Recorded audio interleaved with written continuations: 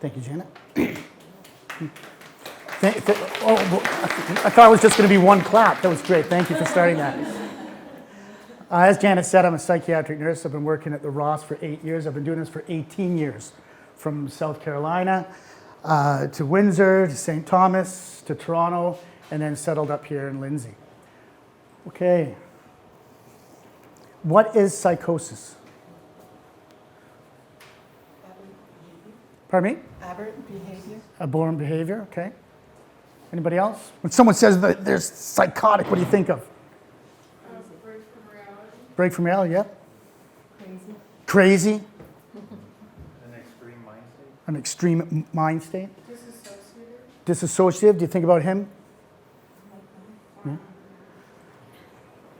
People think about him? What about him? Psychotic? What about this dude? Yeah. Actually, in my assessment, only 2 up there have a psychosis. Now, I got in trouble by one of my colleagues saying, they're all men. They're all men. So, I had to do this. What about her? You know what she did? You can't see that, but that's Carrie's mom. Right? Do we know who that is? No, that's actually Jason's mom. So what is psychosis? That's not it. That's what the media is telling you what psychosis is. Okay? So let's go into Oxford, okay? Blah, blah, blah. It's a noun. A severe mental disorder in which thought and emotions are so impaired that contact is lost with external reality. A loss from reality. Right? But we're going to go deeper than that. Right? Psychosis. Our brain is our contact with reality, and the chemistry within our brain helps us to find out, that this is cold and hard. You're very pretty. It makes us see things, and it makes us feel emotions. Bill, you make me angry. All this chemistry is going on in our brain. That's hot, okay? It's a physical condition, psychosis. So it affects 3% of our population. So there's 43 people in this room, so 1.5 maybe or something, I guess it is. It affects males and females equally. It is not a sexist symptom. It tends to emerge during adolescence and young adulthood. It can be an isolated episode for anyone or a lifelong condition. It could just be a one-time thing. It just, bam, it happens and it's done, Or it's something that leads to a major mental disorder. Can it pop up at different times during the life? Yes, it can, depending on what the disorder is. And it can be treated effectively. So it's a cluster of symptoms, positive symptoms and negative symptoms. Positive doesn't mean that they're good. And the negative doesn't mean that they're bad. They're all bad. Present means that they're given to you. So hallucinations, delusions, thought disorders, and we're going to talk about those. The negative symptoms are things that are taken away. Okay? Like your mood is flattened.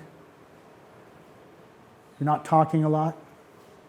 Don't know the answers to things. Your motivation's low. You're hiding in your room, don't want to go out. And remember, all these things are changes. When psychosis happens, it's a change. If you've always been a person that doesn't like going out, doesn't talk much, doesn't say much, then it's not the negative symptoms of a psychosis. It's just your personality. Okay. Hallucinations. Hallucinations involve all of the senses. When you deviate from the senses and sensing something that's not actually supposed to be sensed. It can also be a misinterpretation of a sense. Okay. What's the one that we see most often in schizophrenia? Voices. Hearing, yes. So who wants to find out what it's like to hear voices? Volunteer. I'll choose. Someone put their hand up. If you feel like you're going to be chosen anyway, you might as well do it now. Yes, come on up. I want you to sit right there. And since you're her friends, you guys get up here. So Kate is going to interview Aaron for a job interview. And we're going to see how Aaron can do. Okay? So, Kate, just go and get started. Hi there, my name is Kate and I'll be conducting your job interview today. So we'll start with your name. I'm Erin. Aaron? Oh, good. And where were you born? When were you born? May 21st, 1994. Oh, okay. Same year as my son. What makes you think you'd be a good job, fit for this job? I'm a very responsible person, and I'm going, and I think I have the qualities for the job. What do you do? We're looking for a dynamic individual who can work autonomously and under a bit of pressure. Do you think this would suit you?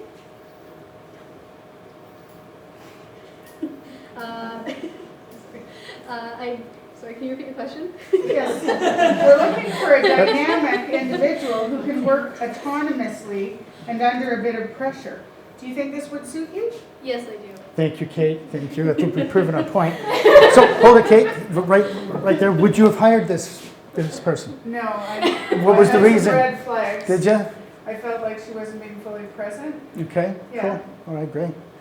And Aaron, what did you experience? I was very distracted. It was very distracting. I wasn't where I was supposed to be. What was the difference in the voices?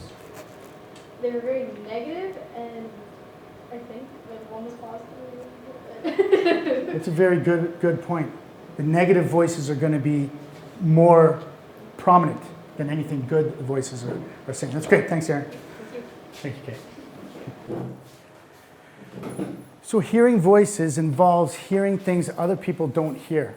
They don't just necessarily have to be voices. They can be sounds. They can be the purring of a cat, meow, roar, a door slamming, wind blowing when it's not even storming out.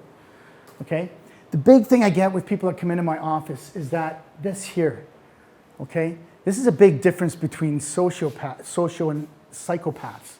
All right? With that, I'm hearing a voice inside of my head that told me to do that. That's not psychosis. Psychosis is you are hearing that voice. When Erin was hearing the voice, she was hearing the voice. They were out here. The voice is coming from under the chair, from over there. It's not in here. That's not a psychosis. It can be so real that people may not even realize that what they're hearing is false. It can be so scary that they're not going to talk about it. You're going to be seeing things. If you didn't realize that these two girls were here talking to Erin, you would have seen weird things. You would have seen her going on a question. You would have seen her answering a question before answering, going, These are the things that sometimes the clinician has to look for to see if they're responding to internal stimuli. Delusions is the other one. This is a belief system that one holds true to an individual even when given evidence to the contrary. They are resistant to all reason. Everybody close their eyes. Close your eyes and think about something that happened in your life. I know all the ladies will sit there and say, my first child, when I was married, but think of anything.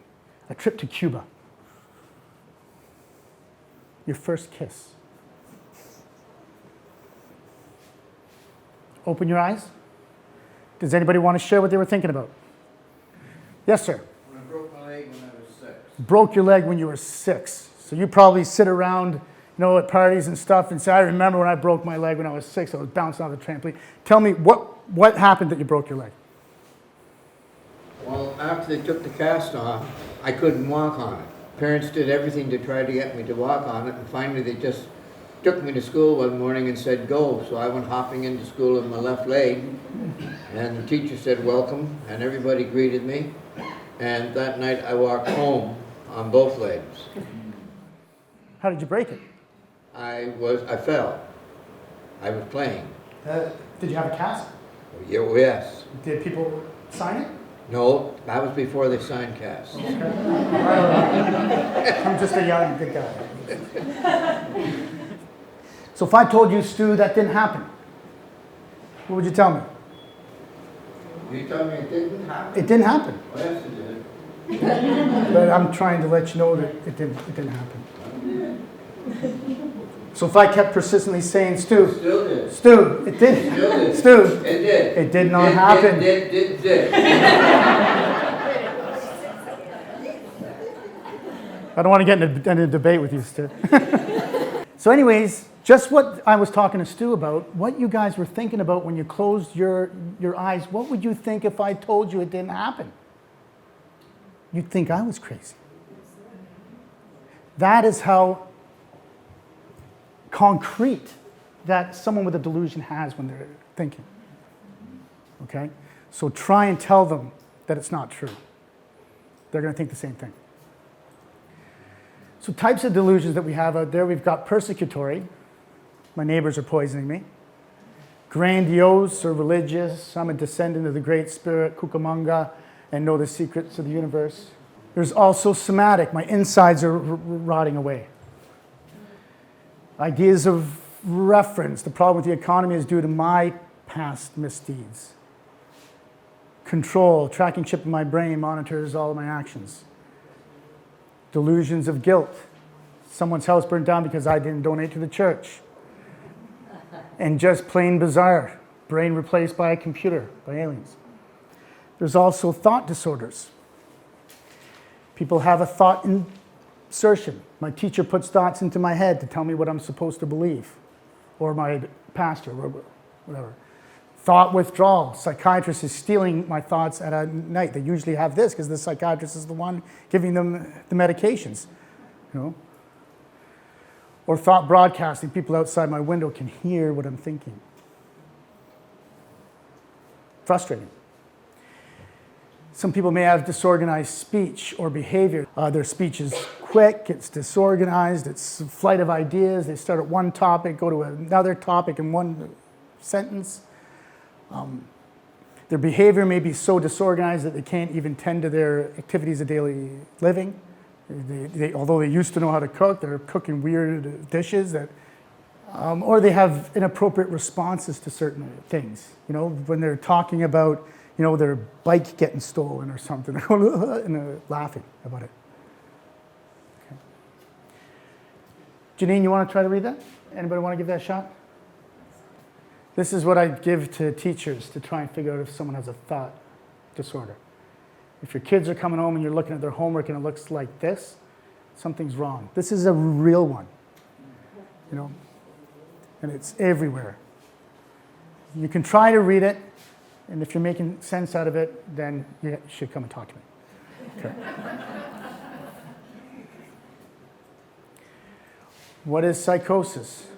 So possible causes of psychosis. These are the two things that myself and Dr. Chavla are looking for in our clinic. We're looking for early signs of schizophrenia and early signs of bipolar. Okay. Other possible causes, depression, medical neurological illnesses, tumors, epilepsies, Parkinson's, a brain injury, post-traumatic stress. That's not my forte. Personality disorders definitely is not my forte, but sometimes you have a psychosis in there, and substance use, which we're going to talk a lot about. So a high percentage of people seeking addiction treatment also have a mental illness. Substance abuse is common among youth with psychosis. It's 40 to 6%. I think it's higher. That's a low percentage. That's an attempt at self-medication. It could be, yep. But this is it. I can see people shaking their heads at this number, saying that it's higher. And I'm telling you, this is higher with youth with a psychosis, okay? The general population, and listen to this, you young people, the general population of youth of substance abusers is only 10%. And you're probably going, bull crap, all my buddies I hang out with are smoking weed and drinking and doing this. You got to change your buddies, okay? Because this is abuse. Yes, there's a high number of people that are experimenting. There's a high number of kids that experiment and go out and do this and do that, but to be an abuser and someone who is dependent, it's not that big of a number. So hang out in libraries and churches and stuff like that. Not back alleyways. Am I being biased? No. So some of the drugs that you see is cannabis, hallucinogens, obviously alcohol. I can go into a substance abuse of all the substances that are out there, but that's a different presentation. But what I want to focus on is what comes into my office a lot and what is common. And what is the most common drug that we see the kids using nowadays? The alcohol and Adderall. Who said marijuana? Yeah, the weed. The heathen devil weed marijuana, yes. So different effects of cannabis, okay? Here's the different effects we get. We get a lower effect. Guy smokes weed, it reduces anxiety, or a girl smokes weed, it gives you a sense of calm, okay? Whatever. Medium effect, sense of euphoria, your concentration's impaired, memory, judgment. I don't know who would want that, but they want that. And then a higher effect, paranoia, perceptual changes. What is that? Someone said it. It's psychosis, yes, we're talking about it. Thank you, Chad. So just because someone comes in with a substance-induced psychosis initially into the office, we still need to monitor to find out if it's the chicken before the egg. Are they self-medicating? Okay? Or did the substance cause the psychosis? Right? So if it is a substance-induced psychosis, this can still continue on. We keep them on our patient load, our client load, because the psychosis when you smoke weed, it's not just you smoke weed or you do drugs and it's gone. Your brain is frazzled, your brain is cracked. And it's not just you stop smoking weed, I'm gonna be fine here. You know, your brain needs some time to get back to normal. You know, you don't just come out of a psychotic episode, right? Sometimes it takes several weeks. So usually we have to sit and monitor them, and sometimes they may need neuroleptic medication during that time, okay? Is it a primary psychotic disorder? Persistent symptoms stay after abstinence, okay? And just what you were talking about, the ongoing substance use worsens the psychosis, okay? That's when we know that it's probably schizophrenia. Concurrent disorders, that's when it's both going on at the same time. And usually it's depression and anxiety that we're seeing with substance abuse disorder. And as we're talking about it, we know it's a definite impact on the young person's life. It affects their social life, it affects their school, it affects their work, okay? So most of the time when people do have a psychotic episode with drugs, they're going to the hospital. They're going to seek help, okay? They're like, this is what's happening here. I gotta get out of here. I gotta get help. Or sometimes it's embraced. I sat and watched TV with Speedy Gonzalez all night. It was awesome. You know? Did anybody know who Speedy Gonzalez is? Sometimes the young people go, Speedy Gonzalez, what the hell is that? Yeah. Okay. And that's major tripping, and people enjoy it. You know. Impaired judgment decreases insight in what's going on when experiencing a psychotic episode through substances. So that causes my engagement to be hampered too. I mean, they're so defensive about having psychosis. I'm not partying with Speedy Gonzalez. I'm not being followed by a bunch of Amazonian women, you know. Or they're saying, I don't smoke weed. How dare you say I'm smoking weed, you know? But it's treatable. It is treatable. They have to invest a bit, but they need education. And sometimes they've never had the education. So they'll come to my office and I'll educate them a bit on it. You know, the downside of high. We've all seen the downside of high. Anybody heard of the downside of high? One person? The David Suzuki thing? Yeah. It's very important to know that the weed of today is different from the weed of yesterday. You know, the weed of the 60s, 70s, 80s, 90s. They've genetically altered it. They've jacked up the THC and lowered the cannabinoids in it. Cannabinoids was the peace, joy, and love, sit around the fire and singing kumbaya, while the THC was what was all the psychedelic stuff. The bad thing about weed, and I won't get political, but with all this stuff that we're going, should weed be legal, should it not? It's hard to monitor. It's hard, I mean, with alcohol, though, it's a dangerous drug. Alcohol is a dangerous, dangerous drug, don't get me wrong. You can have one, two. You know, some people can, and some people that have problems can't. You know, but with weed, you can be stoned off of one toke. You know, you can have one toke and be fried. You know, so it's hard to... When you pick up a bottle, you look at the bottle, you know how much alcohol you're getting per bottle. Sure. You buy a bag from somebody on the street corner, You don't know. there's no labels. You don't even know if it's laced with anything. That's right, Yeah. that's right. But anyways, the substance abuse one is in week 6 or 7 or something like that. We'll talk about that. So here's a big question everybody asks, and we're running out of time. Is a psychotic person dangerous? Unless they can be mostly to themselves. They can be to themselves. Who said can be? I do. Can be, Terry. They can attack out Yeah. in rage thinking that someone's attacking them. Bill beside you can be dangerous too, though. But while strong delusions and hallucinations can cause a person to react unpredictably or even aggressively, individuals with psychosis are rarely violent, and in fact, they're at much greater risk to be victims. The percentage of violent people in the jail is the same percentage of violent people that have had a psychosis. The percentages are the same. But as we know, their personal space is a lot bigger than everybody else's, okay? So it takes the community and people around to be educated in dealing with someone that has a psychosis, okay? When you invade someone's personal space, I know I came and sat over here, and this lady, what's your name? Gloria. Gloria got a little, you know, because I was a little bit into her space, okay? If I got really close to somebody, they get, you know, even a little smile there, you know? That's stress, you know? So stress can make a psychosis worse. When you do approach a psychotic person, identify yourself in a calm manner. Be conscious of your tone, volume, and cadence in conversation. That's more clinical. But for you telecare people, if you're talking to a psychotic person on the phone, especially on the phone, they can't see your face.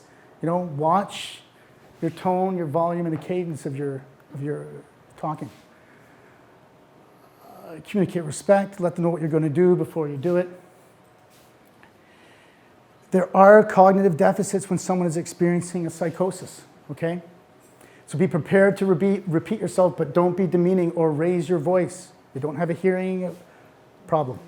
You just need to be asked again, because they may have forgotten the question. Because if you ask someone a question and there's all these voices coming at them, they may not remember what the question was. If someone's experiencing delusions, avoid agreeing with them to avoid supporting the delusion. But don't argue the delusion, okay? The best response to, if someone's saying, Stu, if we were arguing about that breaking of your leg, I would tell you, I know that you believe in that, Stu, but I'm having a hard time believing in it. Hear the person out rather than rushing to judge the truth of the statements. Be aware as to what the delusion is. September 11, 2001, I was in a mental health ghetto in Windsor. And people were rushing up to me. A couple of my clients ran up to me. When they bombed the Twin Towers, they bombed the Twin Towers. I'm writing in my notes, delusion, meds need to be up, call Dr. Rajan. You know, I walk into the next room, second plane hit. Scratch it all out. So why are we around? We're around to decrease this, okay? Studies have shown that the longer somebody is in a psychotic state, the harder it is to get them back. Okay? That's why you have these older guys at 50, 60, living under bridges. You try to get medication in them, and it's just not working, you know, because their psychosis has just been going on for so long. You know, if we get it early, it can heal the brain, because the studies shown that the gray matter of the brain in a psychosis is destroyed.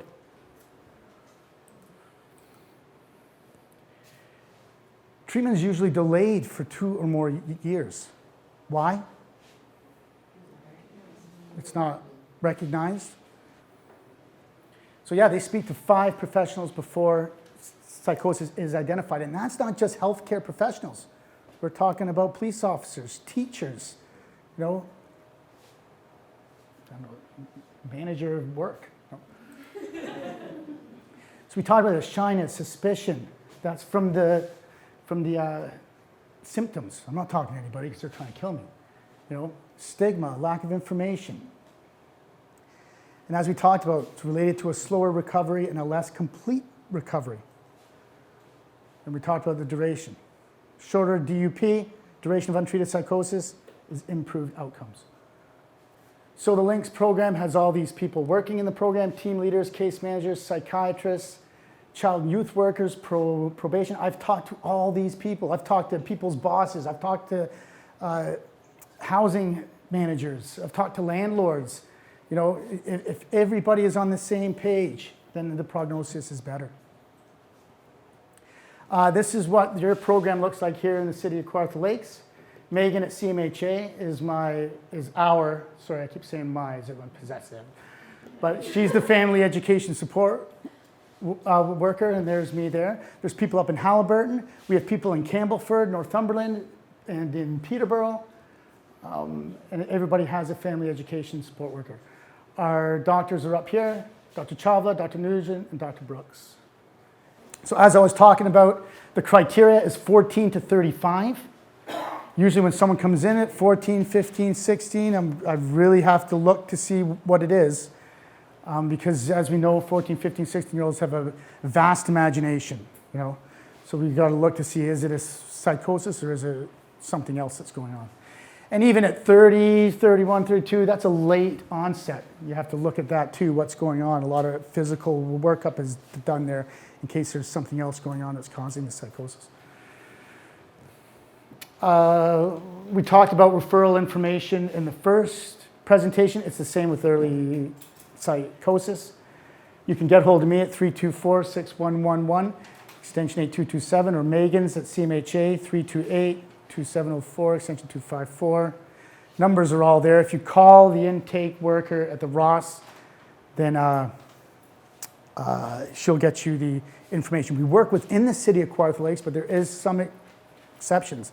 I'm closer than the Durham team to Beaverton, so I'll take clients in Beaverton, I'll take clients in Cannington, which is allowed. Standard response time, I'm usually really good with this. I get a referral, I pick up the phone and I call. There's no waiting around. And I will usually see them within a week. I'll try to make it in 3 days, but within a week, I'll see them. And usually within 1 to 2 weeks, I'll get them in to see the psychiatrist in the next appointment after seeing me. They see me first, and then it's 1 to 2 weeks after that. So this is a really fast-paced service because it's early psychosis. Every day, every hour counts. So we want to get them in as quick as we can. And this is just another list of everybody that's on there. So who has psychosis? Guys that play guitar. Guys have hobbies, if you can see, the lights are on. Guys have hobbies, doing pictures. They're having little babies. Everybody here, does everybody know that Ross Memorial Hospital has mental health services? Anybody here did not know? Thank you. One person. That means we're doing our job. Because 3 years ago, this whole place would be going, no, we didn't know. And that was 5 years it was running. But it's good that people are starting to understand that there is services at the Ross, and it's continuously growing. Funding's coming, and we're getting a lot of services that are coming up. So some of the commitment here is Ross Memorial Hospital Mental Health Program is committed to utilizing the most effective, efficient, and client-centered treatment. So some of the services that we have in here, we have an inpatient unit, we have psychiatric services, we have crisis response, children and youth, not a lot of it. Everybody says, oh, we got children and youth, but there's specific programs that are in there. Adult treatment that focuses a lot on groups, and an older adult program, and bedside consultation. The bedside consultation is just a mini piece that's put in there that if someone is in the hospital for a medical concern and has a mental health concern, then they can put a referral in, and right from the hospital, someone will go up and talk to them, get a referral going. It usually happens a lot with the older adults. They're going in there for hip replacements, they're going in there for stuff, and it finds out that they have a depression. And then someone will go up there and help them out. So we're going to start at the gate. At the gate is the emergency room. A lot of people are out there, they feel like they're having problems, an emotional thing that's going on, and they need help, but they don't know where to go. And they're In a crisis, I got to talk to somebody. I'm going to the Ross Memorial Emerge. If you go to Emerge and say this is a mental health issue, they will call the crisis nurse, okay? The crisis nurse will assess you first, okay? If they think that you can do well with the resources out there, they will connect you to the resources. If you need a psychiatrist consultation, which the crisis nurse might think this person might need medication, then the psychiatrist will come down and see you. And if you need to be admitted into the hospital, they'll get you in, okay? They'll orchestrate it for you. And if they do get you in, then you go into the inpatient unit. This place is for people over 16 years of age. Sometimes they make an exception at 15, but it's a liability issue, it's a peer issue. There's certain places for youth to have inpatient mental health services. I believe the closest one we have here is Southlake, Newmarket. The admission has to be approved by a psychiatrist. Okay, the psychiatrist has to say yes, they can go on to the hospital because they're assigned to a psychiatrist when they're there. You must be medically stable, so people coming on the unit with all types of medical concerns, they have to be okay before they get up there. That includes being on substances. We get a lot of people that come into the hospital that have been drinking, depressed. You know, they may need to be sobered up before they come on to the unit. The reason for that is the mental health unit, although in a hospital, it doesn't have the instruments, you know, and sometimes doesn't have the knowledge, the nursing knowledge, to be able to tend to a medical emergency, okay? And as we know, coming down off of booze, you know, it can be a medical emergency. And that leads to the next point. It's not for substance detox, okay? It's 15 beds, and 2 of those beds are for PICU, which is a psychiatric intensive care area. This is for people that need to be controlled. They need to get themselves under control because they can't be within a regular population. Inpatient is a Schedule 1 facility, which means that we can keep people in the hospital involuntarily, okay? Which you need to be breaking the Mental Health Act, the 3 ideas of the Mental Health Act, which are, does anybody know them? Harm to yourself. Harm to others. What's the third one some people forget? Inability to look after yourself, okay? Which is the gray one. So our psychiatrists, we have several psychiatrists in our program. 2 are the full-time guys that you see all the time, Dr. Chavla and Dr. Galati. We do have some part-time guys, Dr. Momi, Dr. Birdie, and then we have OTN doctors. The OTN's the ones on the screen. There's a few of them. So, I mean, we do have psychiatric services there. And to me, it's actually, for our population, it's a better psychiatric services than most communities.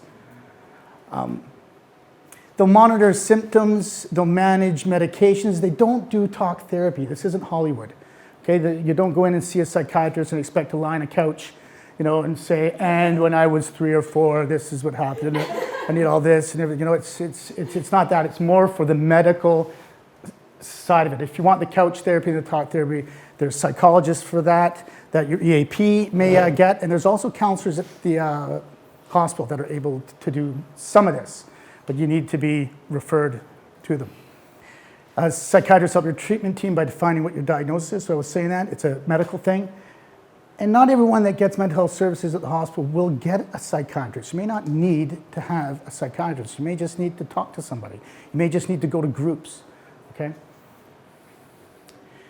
So speaking of that, the outpatient programs. This is the big part of most mental health services and should be. This is what the government wants. The government doesn't want people to be institutionalized and staying within hospitals. They want you to be in your community, in your environment, okay, to be able to deal with your mental health issues. The inpatient units should be for things that you've got to get away, you've got to be in there. If not, outpatient services are the best things for everyone. So if you are referring to outpatients, the number is that, 705-328-6064, okay?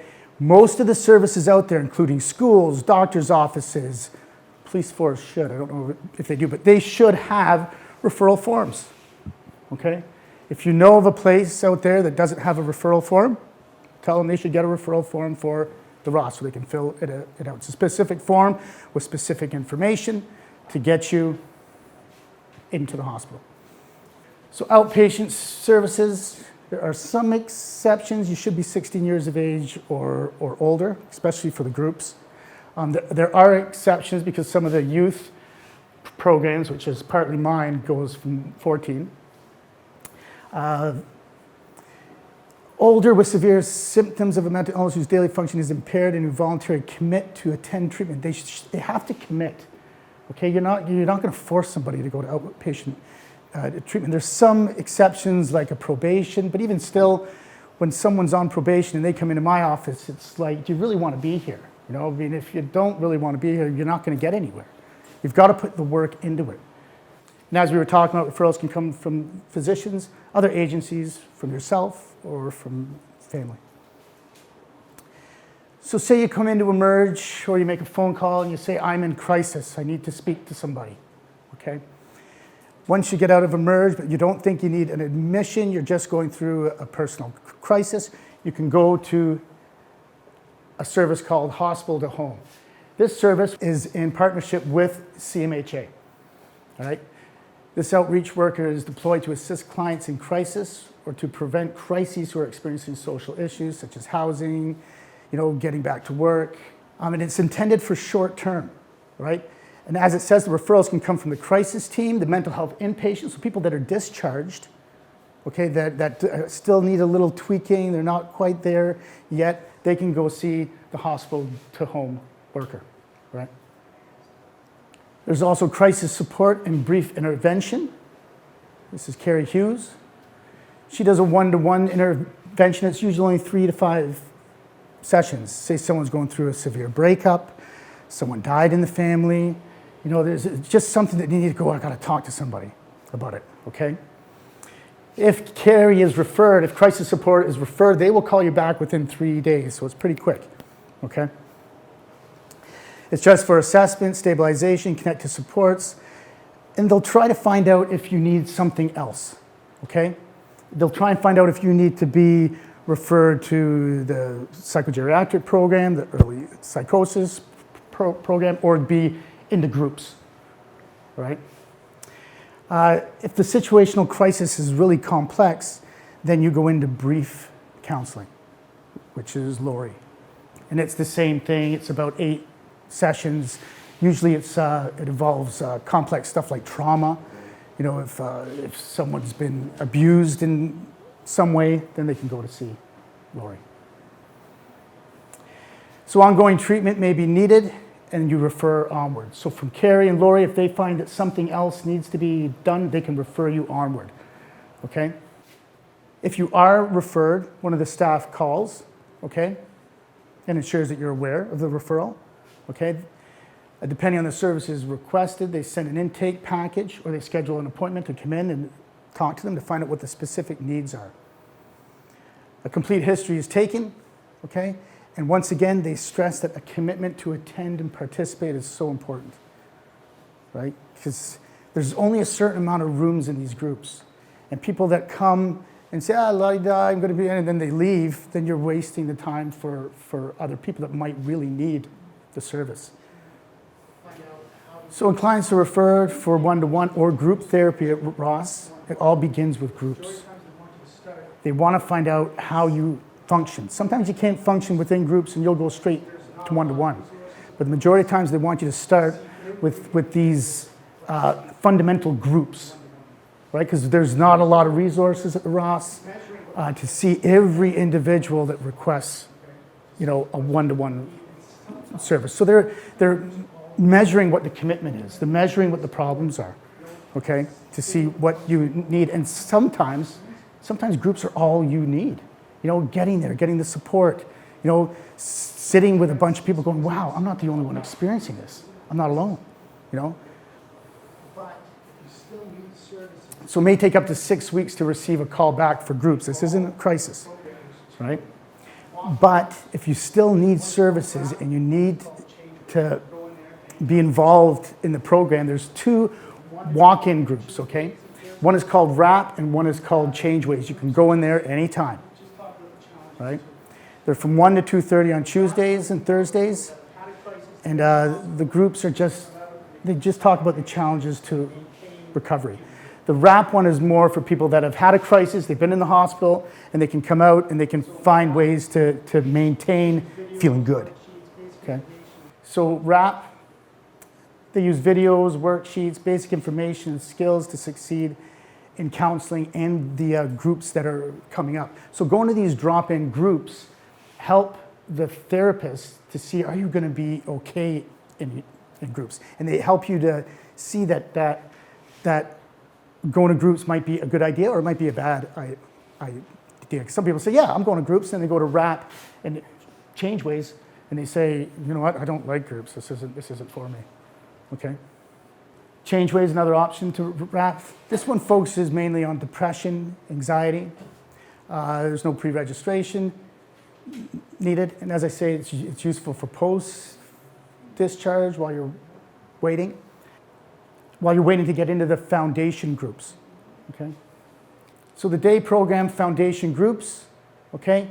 Group therapy, group psychoeducation, and you don't have to go to all the groups, you can pick and choose. So in your interview, when the case manager comes and speaks to you, you can say, you know what, I really need some anger management, or I need some mindfulness, you know, I want to do these things. Some exceptions, people who have daytime employment and cannot make time, sorry, the groups are during the day. People who are cognitively unable to participate. Some people have behaviors that can't be redirected. And they consider each case. I mean, if someone does have these things, they may put them in somewhere else, and they may have to go for one-to-one counseling. So the foundation groups, there's 5 of them: Addressing Thinking Part 2, Ready for Change, Mindfulness, Mind and Body, and they use yoga for recovery. It's not spiritual, it's just for mindfulness, okay? And they provide the basis and fundamentals for all the other therapies offered. And sometimes this is it. People stop here. They come to these groups and say, I'm feeling great, thanks a lot, okay? And sometimes additional groups, if things get more specific and more complex, like a heavy social anxiety, complex trauma, problem anger, then they go into the second phase of groups, okay? Repeating these groups is at the discretion of the therapist. And once you get into the system, you'll learn more about this. Counseling, one-on-one counseling is available for short-term treatment, approximately 10 sessions. This is from our case managers. They also take a case load, but the caseload is pretty full, so it all depends on what the needs are, right? You've got to be stable and ready to commit to treatment. You've got to attend regular appointments, complete the homework, and be ready to change. So you've got to have completed the groups, shown that you can do this, okay? And then this is the case managers, okay? They'll see you on an ongoing basis. These are for people that have an extreme inability to manage their personal lives. We have a medication clinic. This is mostly for injections and for Clozaril monitoring. I won't get into the specifics of Clozaril. It is an antipsychotic medication. It's very, very good, but it needs specific monitoring by a nurse. This clinic is run by a nurse. The same nurse does the metabolic clinic. A lot of people that are on neuroleptic medications tend to gain weight, tend to be prone to diabetes. So the mental health nurse has partnered up with the dietitian and each person's individual psychiatrist to make sure that during the recovery process, they're staying healthy, physically healthy. Anybody can be referred, but it has to be approved by an MD. Older adults program, this is Barbie's, assessments and treatments for people over 65 who are experiencing symptoms of mental illness, including depression and anxiety. There is a psychiatrist in this program, and they have wellness groups on the Wednesdays. The groups, you can't have a direct referral. It's kind of like a pick and choose type of thing. People have to be cognitively intact, able to participate independently, and have a desire to change to be accepted into the groups. It's tough for older people because some older people, come to a group and they're not cognitively intact, and they've got to be able to engage within the group. Older adults group is on the Wednesdays. Those are the times for them. One is the wellness group, and one is more of a graduate group, which is a peer support group. So once they're done with the wellness group, they can have their own peer group. This is mine. We're going to be talking about this in depth in about 5 minutes. The virtual emergency room, this is for the youth. For youth ages up to 17. You need a doctor's referral for this because you are seeing a psychiatrist over the OTN screen. It's not for ongoing treatments, for assessment and recommendations. Right? And they do ask the parents to do a lengthy history before seeing the psychiatrist on the screen. And the psychiatrist that we use is Dr. Templeman for the most part, and he's amazing. He talks to the kids very at their level, and he spends a long time talking to them. This is Janice's children's sexual abuse counseling. It says it all. Tough job, and Janice is an angel for children and youth from infancy up to 16. So that's the Ross Mental Health Services in a nutshell. Do I say cut or do you guys say cut? I don't know. Thank you, guys. Thank you.